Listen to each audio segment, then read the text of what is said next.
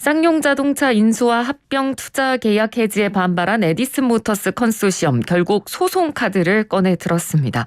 한편 인수 참여 의사를 밝힌 쌍방울그룹의 귀추에도 이목이 집중되고 있는데요. 자세한 이야기 나눠보도록 하겠습니다. 김성환 오토타임즈 기자 전화 연결돼 있습니다. 기자님 안녕하십니까? 네, 안녕하세요.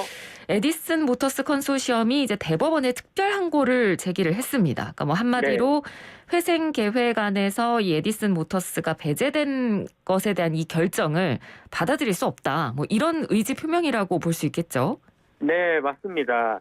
이 회사는 쌍용자동차 관리인인 이 정용원의 일방적인 계약 해제 통보는 무효이며 에디슨 모터스 컨소시엄의 계약자 지위가 유지된다고 주장했는데요. 해제 통보의 효력을 정지해달라는 취지의 가처분 신청을 냈고요. 네. 또 쌍용자동차 관리인의 계약금 몰취 시도를 막기 위해서 미리 지급한 계약금이죠. 약 304억 원가량의 출금 금지 청구도 함께 냈습니다. 네. 자, 그러면서 에디슨 모터스 측이 한 이야기는 컨소시엄에 이제 새로운 참여자를 확보를 했다. 이러면서 금호 HT라는 이 기업이 참여 의사를 밝혔다. 이런 얘기를 했거든요. 이 회사가 어떤 곳인가요? 네, 먼저 이 에디슨 모터스 관계자는 뭐 자산 4,500억, 또 매출 2,300억대 규모의 기업인 금호 HT가 이 에디슨 모터스 컨소시엄에 참여 의향을 밝혔다고 또 언급을 했습니다. 예. 기존 또 에디슨 모터스 컨소시엄에 새로운 참여자가 확보되면서 뭐 한층 탄탄해지고 또 추가로 한두 군데 기업을 더 참여시킬 것이라고 또 장밋빛 청사진을 밝히기도 했는데요. 네. 만일 에디슨 모터스 컨소시엄이 인수인의 지위를 잃더라도 이들 기업과 새로운 컨소시엄을 구성해서 쌍용차 인수를 위해 끝까지 노력하겠다고 의지를 강하게 내비치기도 했습니다. 이에 금호 HT 관계자는 이 한 언론과의 인터뷰를 통해 인수 전에 참여하기로 한 것은 맞지만 네. 에디슨 모터스가 제기한 이 소송에서 법원의 임용을 받아야 한다는 조건을 걸기도 했습니다. 아, 그렇군요. 그러니까 금호 HT가 그 자동차 조명 부품 만드는 회사 맞나요? 네, 발광다이오드 LED 관련한 부품사이기도 합니다. 예, 그렇군요. 그러면 이 에디슨 모터스가 이 대법원에 특별 항고한 것에 대해서 혹시 쌍용자동차에서 내놓은 입장이 있나요? 물론 있습니다. 네. 쌍용차 오늘 낮에 입장을 냈는데요. 네. 다소 좀 놀랍습니다. 어, 네, 일단은 때 아닌 소송 전에 이제 신경 써야 되는 상황인데 네. 쌍용차는 오늘 낮에 입장문을 내고 이 네. 에디슨 모터스가 왜곡된 법리와 사실관계를 바탕으로 자료를 유포한다면서 재매각이 어렵게 됐다거나 뭐 아니면 본인들 외에는 대안이 없는 것처럼 밝히고 있는데 명백한 업무방해 행위라고 지적했습니다. 네, 특히 쌍용차는 이 에디슨 모터스의 투자 계약을 바탕으로 작성된 회생계획안을 배제하는 이 서울회생법원의 결정은 특별 항고의 대상이 될 수 없고 인용될 여지도 없다며 채무자 회생 및 파산에 관한 법률 제231조에 따른 회생법원의 배제 결정이라고 설명했습니다. 그렇군요. 네, 에디슨 모터스가 투자 계약에서 정한 기일 내에 인수대금을 납입하지 않았기 때문에 네. 채무 변제를 할 수 없게 된 상황에서 내려진 결정이며 이는 어떠한 헌법 위반이나 법률 위반 사항도 없다는 것이죠. 그렇군요. 자, 그러면 이 대법원 판결 날 때까지 일단은 지금 진행되고 있던 절차들이 약간 지금 스탑되는, 그러니까 멈추는 게 되는 건가요? 멈추는 상황까지는 아니고요. 네. 일단 오늘 밝힌 쌍용차 언급에 의하면 전혀 무관한 그 일방적인 주장에 불과하다. 그렇기 때문에 이제 우리가 원하는 대로 그냥 원하는 대로 이제 인수자를 찾아서 네. 기한 내에 똑같이 뭐 예정대로 활동을 할 거다. 뭐 이렇게 얘기를 하고 있습니다. 알겠습니다.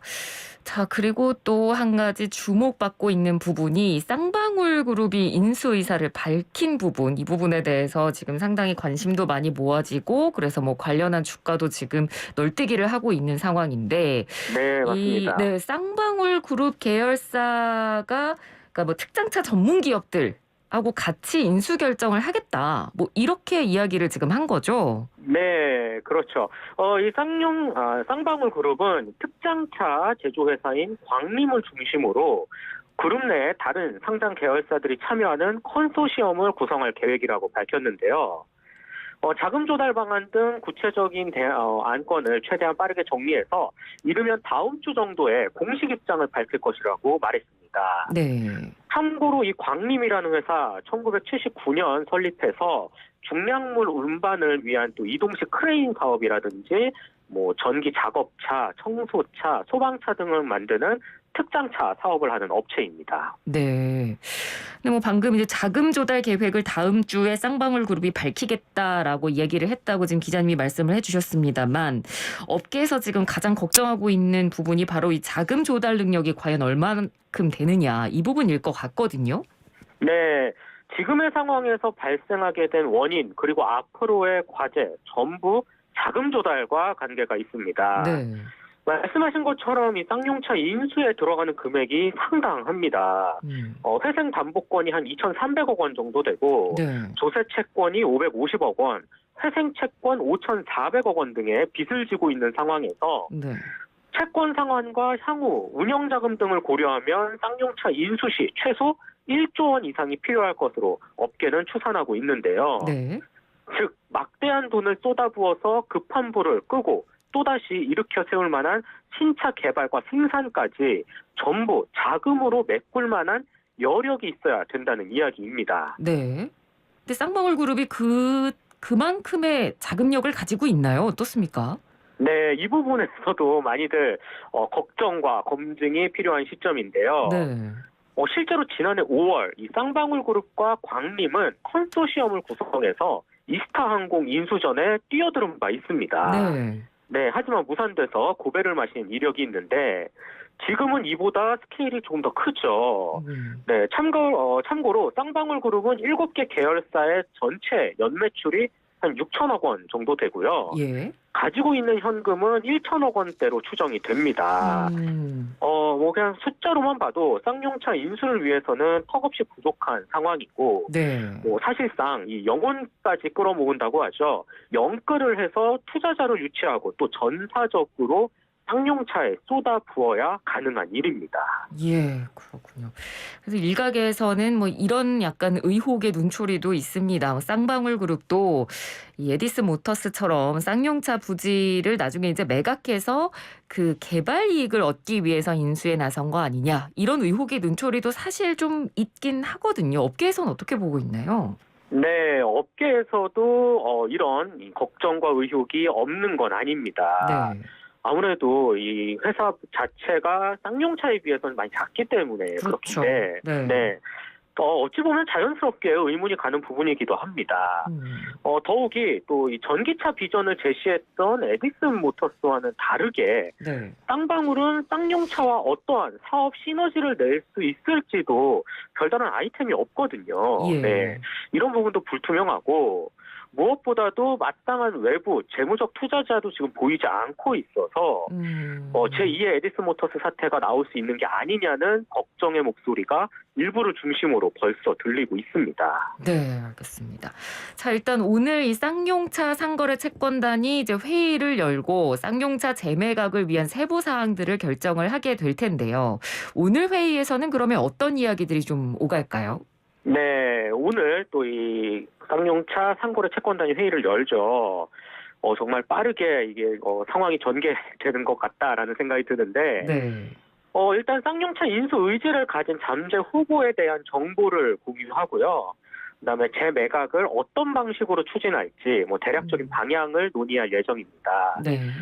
쌍용차 재매각 추진 방식으로는 기존의 공개 입찰 외에도 수의 계약이나 스토킹 호스라는 방법 등이 꼽히는데요.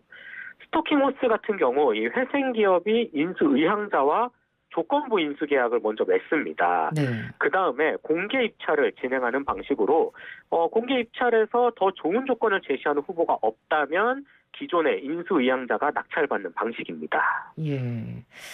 자, 이 가장 중요한 건 사실 얼마나 빨리 이 사안을 잘 이제 매듭을 지을 수 있을까? 이 부분이 지금 가장 초미의 관심사이지 않을까 싶은데 지금 회생계획안 인가 시한이 지금 정해져 있죠? 네, 이 회생법원 오는 10월 15일까지 회생계획안 인가 시한으로 정해둔 상황입니다. 네. 한마디로 시간이 없다, 이렇게 정의를 내리고 싶은데요. 예. 에디슨 모터스가 우선 협상 대상자로 선정되기까지 6개월이 걸렸어요. 네. 그만큼 재차 인수 후보를 선정하고 회생계획안을 작성해서 관계인 취재까지 끝내기에는 절대적으로 좀 시간이 부족한 게 아니냐는 게 업계의 중론입니다. 네네. 네, 이 주관사가 채권단과의 협의를 통해서 적절하다고 판단되는 회사와 빠르게 계약을 맺어서 예. 좀 시간을 단축할 필요가 있어 보입니다. 네.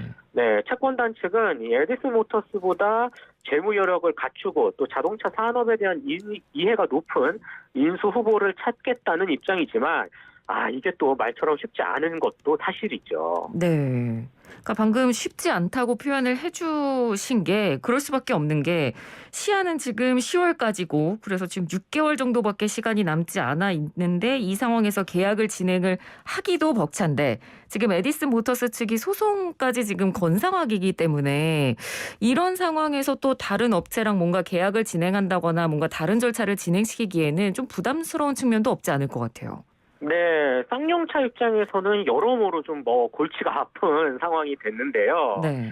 일단 앞서 언급한 것처럼 이 에디슨 모터스와의 이 때아닌 소송전, 이 부분에 대해서는 쌍용차가 절대로 다른 부분을 우리가 불리하거나 잘못된 부분을 찾기 힘들다.